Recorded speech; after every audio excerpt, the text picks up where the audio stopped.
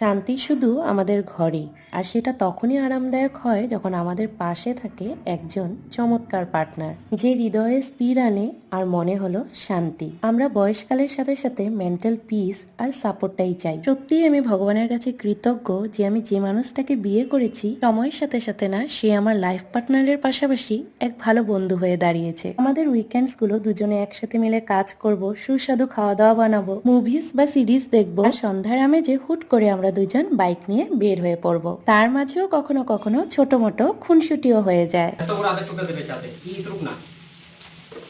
সত্যি বলছি আমি এখন এই সিজনটাতে ঠিক আদা রসুন খেতে পারবে, আদা রসুনের দাম কমবে, বাস তাহলে তোমার সর্দি জ্বর কাশি গোলমরিচ এগুলো খেলে।